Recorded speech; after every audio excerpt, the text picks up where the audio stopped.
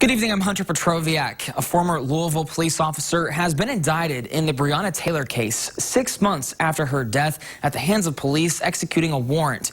Protests broke out immediately in Louisville following that announcement. Now, behind me here is a live look at downtown Louisville. Things have been pretty empty there except some police lights. Mayor Greg Fisher says the city set a curfew for 9 p.m. tonight until 6 a.m. Earlier today, demonstrators could be seen walking around holding signs and chanting. The grand jury's decision is bringing out protesters all over the country, including here in Fort Wayne. Fox 55's Chris Malooly is live at Promenade Park, where the march here ended. So, Chris, what's the message organizers want everyone to know?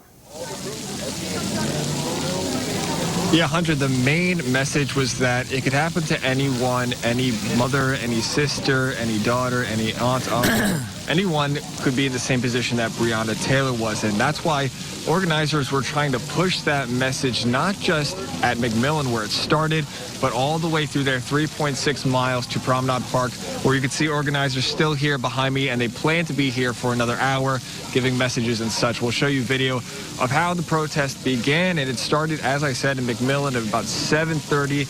There was some time for them to gather some more people. It's supposed to start at 7:30. It really started at 8 o'clock and 8:10.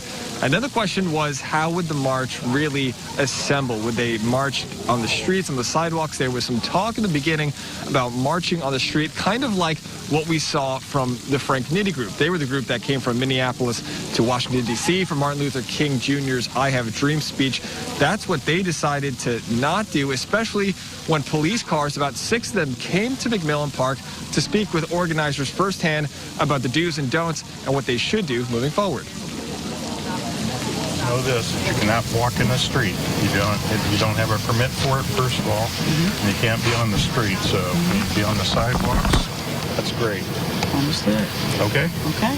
I appreciate the fact that you came out here, talked to us respectfully, laid down your ground rules.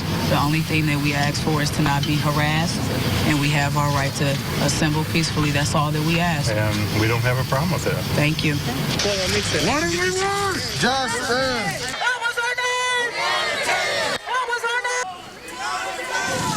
So you can see there that conversation between police and organizers made a big deal to Minnie Jackson, one of the main organizers. She said, we have to understand what they said, what they're allowing us to do, and go forth with this march. So that's how the march started at about 8:10 to 8:15 from McMillen Park, chanting, we want justice.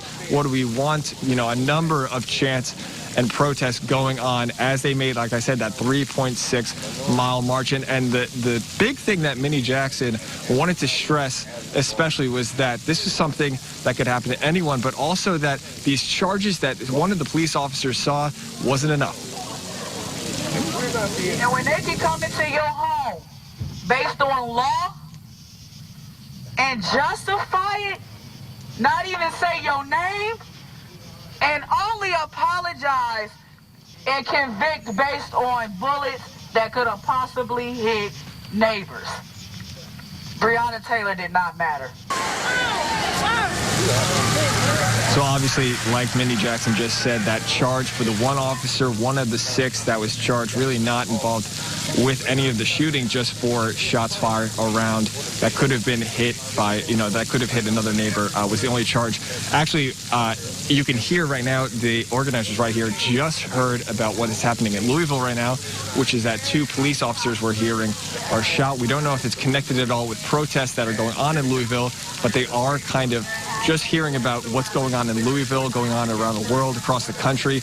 And one of the big things is that they're going to have messages now from organizers, from leaders here for the next hour to talk about what their plan is moving forward. The plan, they've told me, is that this is the first of many. They want to see something continue to grow. This is just a small collection of what they can grow into. And like Jackson said during that speech before the protest, this is bigger than any of them, and they want to see this moving forward. Reporting in Fort Wayne, Chris Malooly, Fox 55 News.